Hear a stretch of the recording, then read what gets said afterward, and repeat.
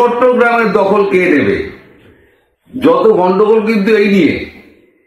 ভারত এখন একটা গোয়েন্দা রিপোর্ট ভারত সরকারের কাছে পৌঁছে গেছে, রয়ের রিপোর্ট। সেখানে রিপোর্ট থেকে যে অংশটুকু মানে কাগজ পেয়েছে, সেই অংশটুকু কাগজে বেরিয়েছে। সেই কাগজের অংশ তুলে আমি আপনাদের বলছি যে আসল ঘটনাটা কি। চট্টগ্রামের ওপরে এত হামলা হচ্ছে কেন সমস্ত বাংলাদেশটা ছেড়ে, শুধু চট্টগ্রামের ওপরে কেন? ভারতে চট্টগ্রাম নেয়নি, তাও চট্টগ্রামে হামলা হচ্ছে কেন?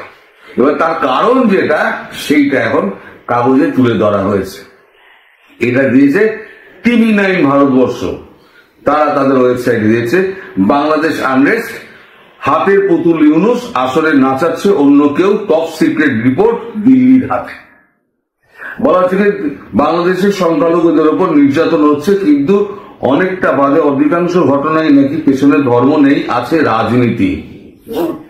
সংখ্যালঘুদের অনেকেই আওয়ামী লীগ সদস্য বলেই নাকি এই ঘটনা।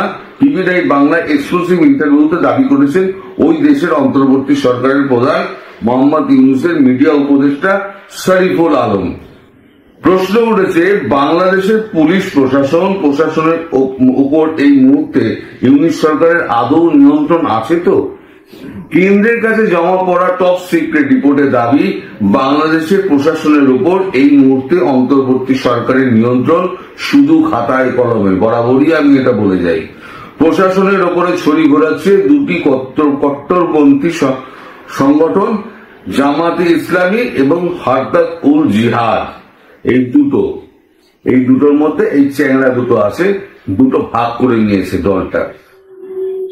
এদের শাখা সংগঠন হিসেবে যেমন হিজাব উত তাহরির, আনসার উল বাংলা, জামাত উল মুজাহিদিন বাংলাদেশেও নিজের এলাকা সক্রিয় হয়ে উঠেছে। দুপক্ষই চাইছে এককভাবে ক্ষমতার রাশ হাতে নিতে, ফলে এলাকা দখল, সম্পত্তি তোলাবাজি নিয়ে দুপক্ষের মধ্যে চূড়ান্ত টানাপোড়েন। গোয়েন্দা রিপোর্টের আরো দাবি, এই দুই সংগঠনের লড়াইয়ের কারণে সংখ্যালঘুদের ওপর পরপর হামলা। দুপক্ষের কাছে সংখ্যালঘুরা সফট টার্গেট, কারণ সংখ্যালঘুদের ওপর হামলা হলে এলাকার জনসমর্থন হারানোর আশঙ্কা আছে। ওই টপ সিক্রেট রিপোর্টের একটা অংশ সংবাদ মাধ্যমের হাতে এসছে। রিপোর্টে বলা হয়েছে, শেখ হাসিনা ক্ষমতাচ্যুত হওয়ার পর অন্তর্বর্তী সরকারের উপর প্রভাব বাড়ানো শুরু করে জামাত। তারপর হঠাৎ করেই তাদের প্রবল প্রতিদ্বন্দ্বী হয়ে উঠে এসেছে হরকত উল জিহাদ। ঢাকা, চট্টগ্রামের মতো বড় বড় শহরে এলাকা দখলের টানাপোড়েন শুরু হয়ে গেছে।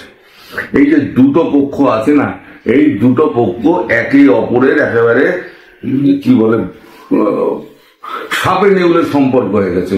কি না, আমাদের যেমন এখানে, যেমন বোম্বেতে যেমন আমাদের এখানে এরিয়া দখলের ব্যাপার ছিল না, এখানেও এরিয়া দখল হয়ে গেছে, ব্যাপার হয়ে গেছে। এবং এরিয়া দখলের শিকারটা কারা হয়েছে? এরিয়া দখলের শিকারটা হয়ে গেছে আমাদের যারা হচ্ছে হিন্দু, আমাদের ভাই বোনেরা। তারা হচ্ছে এই দখলবাজির শিকার।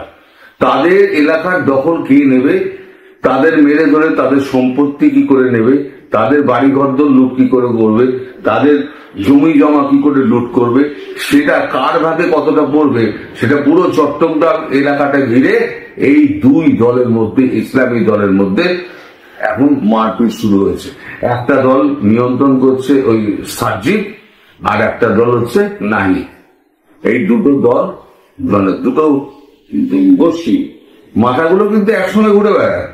আর দুটো গোষ্ঠী নিজেদের মধ্যে মারপিট করে যা লুটপাট করছে সব এনে এক জায়গায় জড়ো করছে, তখন মাথাটা নিচ্ছে।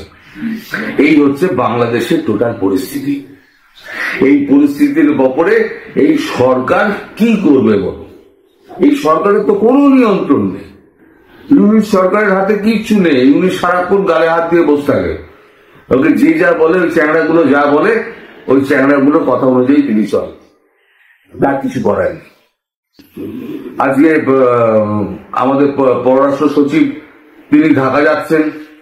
তিনি ঢাকা গিয়ে এবার কথাবার্তা বলে ব্যবস্থা করবেন। যদি কাজ হলো তো হলো, বা যুদ্ধের এই যে ভূতটা মাথায় চেপেছে, সে ভূতটা নামে তো নামলো, বোঝাতে যাচ্ছে। যদি নামে নামবে, আর যদি না নামে তাহলে পরে আল্লাহ ভরসা, যা হয় দেখা যাবে। সময়ের ওপর ছেড়ে দিন, সময় সবকিছু বলবে। আমি বলছিও না যুদ্ধ হবে, আমি বলছি না যুদ্ধ হবে না, যা হবে সময়ের ওপর নির্ভর করছে। যা সরকার সিদ্ধান্ত নেবে তাই হবে, আমরা দেখবো।